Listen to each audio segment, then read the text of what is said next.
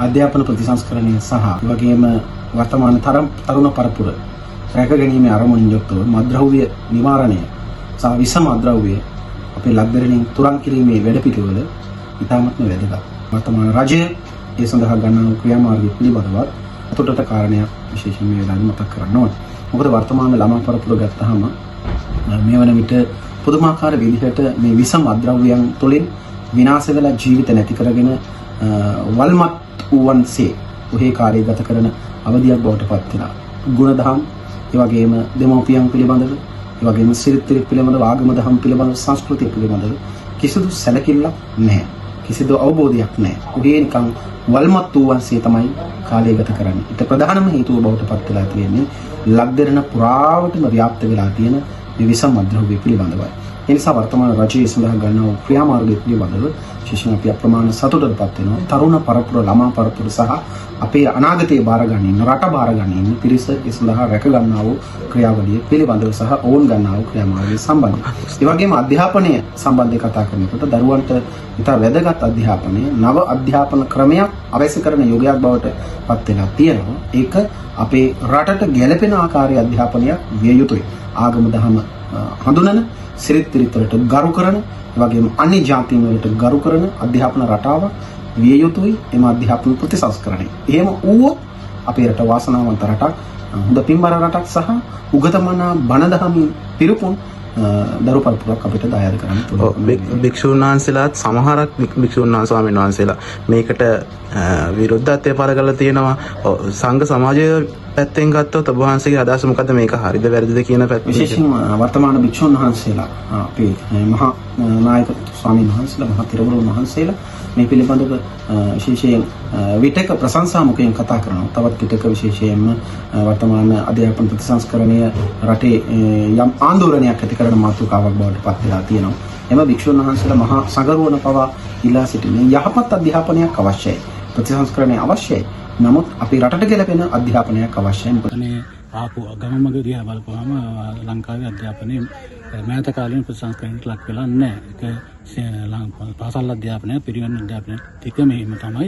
ඒ නිසා මේ අධ්‍යාපන ප්‍රතිසංස්කරණ කියන දේවල් රටකට අත්‍යවශ්‍යයි. ඒ නිසා වර්තමානයේ අපි බොහොම මේ අවුරුදු 100කට විතර එකපාරක් මේ වෙනස් වෙච්ච බුද්ධිය අද තප්පර කීපයකට ලෝකේ පුරාපු බුද්ධිය සම්පූර්ණ කොටස වෙනස් වෙන මට්ටමකට ඒයි තාක්ෂණය දක්වාම ගිහිලා තියෙනවා. නමුත් අපි ඉන්නේ තාම මේ මුල. ඒ නිසා මේ අධ්‍යාපන ප්‍රතිසංස්කරණ අධ්‍යාපනයේ අපි කියන්නේ මේ අධ්‍යාපනය කියලා කියන්නේ මේ සමාජය වෙනස් කිරීමේ නියම සාධකයක විදිහට සලකන නිසා ඒ අධ්‍යාපනය ප්‍රතිසංස්කරණය විය යුතුයි. ඒ නිසා මේ අධ්‍යාපන ප්‍රතිසංස්කරණ සිද්ධ කරනකොට සමහර වැරදි අඩුපාඩු තියෙන්න පුළුවන්. වර්තමාන ආණ්ඩුව නෙමෙයි බුද්ධිමතුන් කරන්නේ. ඒ නිසා එහෙම තියෙන්න පුළුවන්. නමුත් මේ අධ්‍යාපන ප්‍රතිසංස්කරණ සිද්ධ විය යුතුයි. ඒ වගේ අඩුපාඩු තියෙනවා. ඒවා පැත්තකට දාලා මේ අධ්‍යාපන ප්‍රතිසංස්කරණය කියන්නේ සිද්ධ විය යුතු දෙයක්. ඒක සිද්ධ නොවුනොත් එහෙම මේ අපිට අර පරිණි මට්ටමේම තමයි ඉන්නේ. අලුත් අධ්‍යාපන ක්‍රමවේදයට අලුත් අද ලෝකයට යන්න අපිට දරවන්න පුළුවන්කමක් නැහැ. ඒ නිසා ඒක අත්‍යවශ්‍ය වුණ කාරණාවක් විදිහට තමයි මගේ අදහස විදිහට මම ඉදිරිපත් කරන්නේ. සංඝ සමාජයේ තින් ඔය ලිංගික අධ්‍යාපනය සහ මේ පුංචි කාරණා කීපයක් තියාගෙන මේ එහෙම තියෙනවා. ඉතින් මම හිතන්නේ හාමුදුරුවන්ගෙන් සිද්ධ වෙන්න ඕන ආගමික සේවය, අධ්‍යාපන සේවය අහිං කරනවා වගේ නමුත් මේ රටක ප්‍රතිපත්ති සකස් කරනකොට තීරණ ගන්නකොට මේ එක එක්කෙනාටවත් පෞද්ගලික කීපයකටත් ඕන විදිහට අරගෙන වැඩක් නැහැ. ඒ නිසා ඒක රටේ මොනවා හරි මේ අධ්‍යාපනයේ තුල ඉන්න අය මේ එකතු වෙලා මේ තීරණ අරගෙන ඒක ක්‍රියාත්මක නිසා මේ කෙනෙකු දෙන්නේගේ විරෝධයක් එක්ක මේ අධ්‍යාපන සංස්කරණ ආපස්සට යනවා කියලා රටම ආපස්සට යamak හැටියට තමයි අපිට දකින්න පුළුවන්කමක් තියෙන. සංඝයා වහන්සේලාගේ හෝ ඒ දේශපාලන තුල ක්‍රියාත්මක සංඝයා වහන්සේලාගේ හෝ මේ අදහස තියෙන්න පුළුවන්. නමුත් මේ අපිට ඒක පැත්තකට දාලා මේ දරුවෝ පිළිබඳවත් හිතලා ඉදිරි ලෝකයේ පිළිබඳවත් හිතලා තීරණ ගන්න ඕන. කොහොම වුණත් මේ අධ්‍යාපන දරුවන්ට දැන් ඔය සමහර එක ලින්ක් පිළිබඳව මේ අපි සඳහන් කරනවා. නමුත් ඒවා අපි දැන් පහේ පන්ති ළමයෙකුට ෆෝන් එකක් දුන්නොත් ඔය කියන ඔක්කොට මෙහා පැත්තේ ගමනක් යනවා. ඒ නිසා අපි අර අපේ සංස්කෘතියක සීමාවන් දාගෙන එක සීමාවන් දාගෙන අපේ ගමන අඩාල කරන එකක් විදිහට තමයි මම නම් යන්නේ දකින්න. නිසා මොනවා වුණත් ඒකට නියාමනය කරන හොඳ නියාමනයක් ඇතුව මේ අධ්‍යාපන සංස්කරණ ක්‍රියාත්මක විය යුතුයි කියන කාරණාව තමයි මගේ අදහස. අපි හිතනවා හැමෝම දරුවෝ හදන අය දරුවන්ව උගතුන් කරනවා හා සමානවම ගුණවතුන් කරන්නත් ඕනේ. එතකොට දැන් අපේ විශ්වවිද්‍යාලයේ මම සේවය කරන පීඨේ මානව ශාස්ත්‍ර දැන් මිනිස්සෙකුට මානව ගුණධර්ම දෙන තැන අපි. එතකොට මානව ගුණධර්ම නැති වෘත්තකයෝ ටිකක් බිහි කරාට පස්සේ අවසානයේ මම හිතනවා මේ රට ගිනිකෙලි සංදර්ශනයක් පමණක් ඉතිරි වෙන අපරාධ රැල්ලක් පමණක් ඉතිරි වෙන තැනක් වෙයිවි කියන විශ්වාසය සහ ඒ පිළිබඳ හැඟීමක් මට තියෙනවා. ඒක තමයි මගේ අධ්‍යාපන ප්‍රතිසංස්කරණ පිළිබඳ අදහස. විශේෂයෙන් මම විශ්වාස කරනවා අධ්‍යාපන ප්‍රතිසංස්කරණ අනිවාර්යයෙන්ම පදනම විය යුතුමයි මේ රටේ සංස්කෘතිය. මේ රටේ භාවිත වෙන ආගම මිනිස්සු කාලාන්තරයක් තිස්සේ පුරුදු පුහුණු කරගෙන ආපු අපේ කියලා මොනවා හරි තියෙනවා නම් අන්නේ දේවල් මේ අධ්‍යාපන ප්‍රතිසංස්කරණයේ අංගයක් විය යුතුමයි. ඒ නිසා මම හිතනවා අධ්‍යාපන ප්‍රතිසංස්කරණ විතරක් අපි කරොත් ගුණධර්ම ටිකත් මේ රටේ සංස්කෘතියත් අයින් කරලා කරොත් අවසානයේ නිර්වත් මානවීය ටිකක් විතරක් අපිට මේක ඉතිරි වෙයි. ගුණවත්කම නැනවත්කම නැති නිර්වත් පිරිසක් විතරක් ඉතිරි වෙයි කියන හැඟීම මගේ තුල තියෙනවා. ඉතින් මම හිතනවා මේවා අපි විවෘතව කතා කළ යුතු දේවල්. දේශපාලනය හයියක් ඇතිව හෝ නැතිව දේශපාලන මැදිහත් වීම ඇතුලේ තමයි මේ මද්ද්‍රව්‍ය රට පුරා යන්නේ.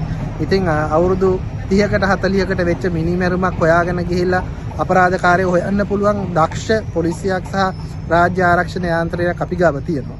ඒ යාන්ත්‍රණය තුළ මේ මද්ද්‍රව්‍ය එන්නේ කොහෙන්ද, කවුද එන්නේ, කවුද කරන්නේ කියන එක වළක්වන්න බැහැයි කියන එක ඇතුලේ මම හිතනවා එහෙ තරම් දුර්වල නැහැ අපේ රාජ්‍ය යාන්ත්‍රණය. ඒක නිසා මගේ නම් අදහස මේවයි අපි හැම වෙලෙම අල්ලන්න ඕනේ මේ පුංචි අය නෙමෙයි. අපි මේවයි මහා මුල් ටික අයින් කරොත් මම හිතනවා පුංචි ගස් ටික හරි ලස්සනට හැදෙයි.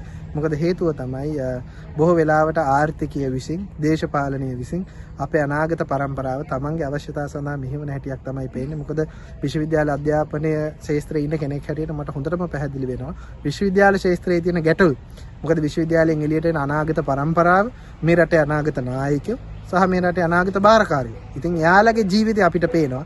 ඉතින් මේ මද්ද්‍රව්‍ය උවදුර අපි වළක්ව ගන්න බැරි වුණොත් අනාගතේ මට හිතෙනවා මේ භූමිය විතරක් ඉතිරි වෙයි, මිනිස්සු නැති වෙලා ඒක නිසා අපි තව දුරටත් මහන්සි විය යුතුයි කියන හැඟීම තමයි මට තියෙන්නේ මේවා ආරක්ෂා කරගන්න. අධ්‍යාපන ප්‍රතිසංස්කරණ අපේ රටකට දරුවන්ට අත්‍යවශ්‍යයි. මොකද අපි ලෝකයේත් එක්ක හැප්පෙන්න තියෙනවා. එතකොට අධ්‍යාපන ප්‍රතිසංස්කරණ වෙන්න ඕනේ. හැබැයි ඒක අපේ රටේ සංස්කෘතියට, සભ્યත්වයට, අපේකමට, විශේෂයෙන් අපේ සිංහලකමට ඒක අදාළ භාවයකට පත් වෙන්න ඕනේ. මොකද එහෙම නැතුව අපේ රට ගැන, සංස්කෘතිය ගැන, ඉතිහාසය ගැන කතා කරන්න ලෝකේ වෙනත් රටක් ඉදිරිපත් වෙන්නේ නැහැ. ඒ නිසා ඒව හැම දෙයක්ම අවශ්‍යයි. අපේ රටට අනුකූල විදියට අපි ඒක පෙරලාගෙන ඒ විදියට පවත්වාගෙන යන්න තමයි අපි බලාපොරොත්තු වෙන්න ඕනේ. ඒ කාරණාව අපි සිහිපත් කරනවා. ඒ වගේම ඒ හැමදේම අපේ මව්බිම කියන එක එක්තම આવොත් තාම වටිනවා කියන එක තමයි මගේ අදහස. සංඝ සමාජයේ මේ ගැන ඒක හරි හෝ කියන්නේ වැරදි මතයක් කියලා සමහරක් ස්වාමීන් වහන්සේලා අපි දැක්ක මාධ්‍යවල කියලා තියෙනවා. සංඝ සමාජයේ ඔබ වහන්සේ සිටින සමාජයේ සම්බන්ධව ඒ කියන අදහස මොකද්ද සංඝ සමාජයේ මේ සම්බන්ධව? සංඝ සමාජය කියලා කියන්නේ මේ රටේ අහිංසක මිනිස්සුන් අතර ජීවත් වෙන හාමුදුරුවෝ කොට්ටාසයක්. එතකොට හාමුදුරුවරුන්ට තමයි මේකේ අනාගතයේ සහ වර්තමානයේ අතීතයේ මේ සියල්ලම තුන්කල් දකින්න පුළුවන් ඥානයක් තියෙනවා. එතකොට හාමුදුරුවරු මේ සංස්කරණත් එක්ක අතීතයේ දිහා බලනවා. එතකොට අනාගතයේ දිහා බලනවා.